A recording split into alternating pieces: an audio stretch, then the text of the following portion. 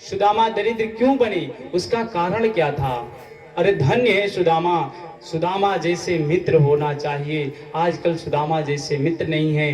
कृष्ण के ऊपर पड़ने वाली विपत्ति को सुदामा ने अपने हाथ ले लिया, अपने ऊपर ले लिया। क्यों? एक बार की बात है, एक गरीब बुढ़िया थी और वो नगर में गई। 3 दिन से वो भूखी थी, कुछ खाने को नहीं था। तीसरे दिन वो थोड़ा सा चना मांगे पाई। जब वो चना मांगने पर पाई और कही कि अभी मैं स्नान करके आ रही हूँ, स्नान करने के बाद में मैं इस चने को खाऊंगी। जब उस चने को अपने झोपड़ी में रख करके जैसे स्नान करने के लिए गई, यहाँ कुछ चोर लोग आए और उस चने को उठाकर लेकर चले थे। जब उस चने को उठा करके वो चोर लोग चल दिए तो बुढ़िया पीछे से आवाज लगाने लगी कि चोर चोर पकड़ो पकड़ो। जब आवाज लगाने लगी तो गांव वाले उस चोर को दौड़ा लिए।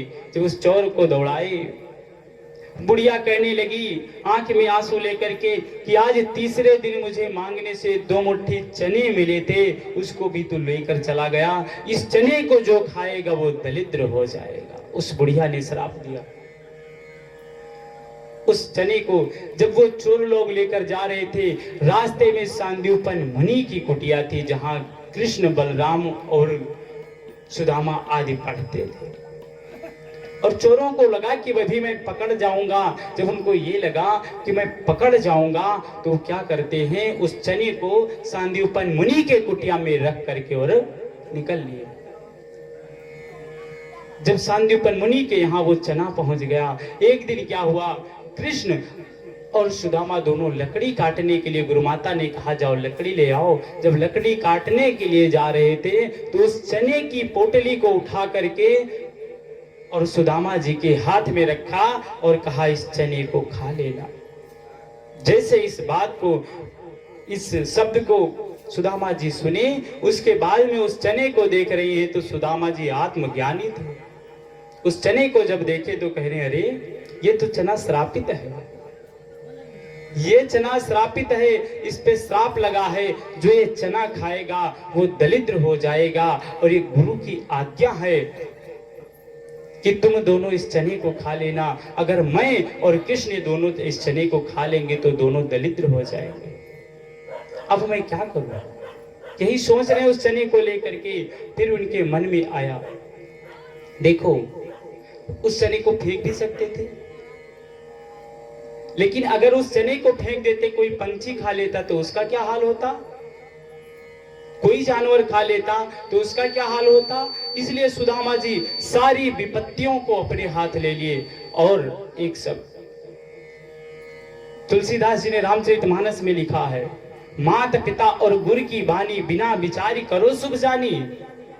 इस शब्द का क्या मतलब रह जाता, जो अपनी गुरु मां की आज्ञा को ना मानते उस चने को बहा देते।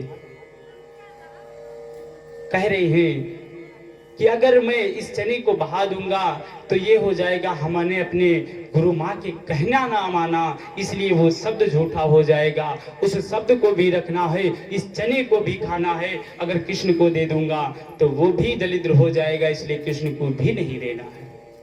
देखिए सुदामा जी ऐसे मित्र थे कि एक मित्र के ऊपर पड़ने वाली विपत्ति को सारे अपने सर ले लिया। अगर आजकल के मित्र होते ना, अगर उनको ये पता चलता कि ये श्रापित चना है तो अपने मित्र को खिला देती कि कहीं एक आध दाना हमारे अंदर न चला जाए कि हम भी दरिद्र हो जाएं। लेकिन धन्य है सुदामा, ऐसी मित्रता निभाई कि सारे चने को वो स्वयं खा गया और भगवान को एक भी दाना नहीं दिया।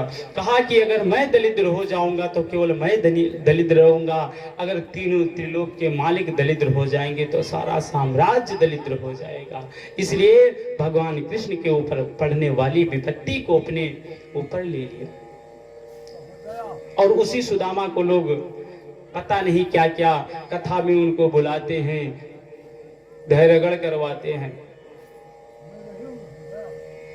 अरे सुदामा कौन थे, पहले जानो तो।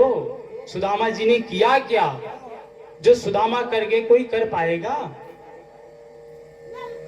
और ब्राह्मण का कार्य क्या होता है? ब्राह्मण के 6 कर्म बताए गए हैं, दान लेना, दान देना, यज्ञ करना, यज्ञ कराना, विद्या पढ़ना, विद्या पढ़ाना। ये 6 कर्म ब्राह्मण के बताए गए।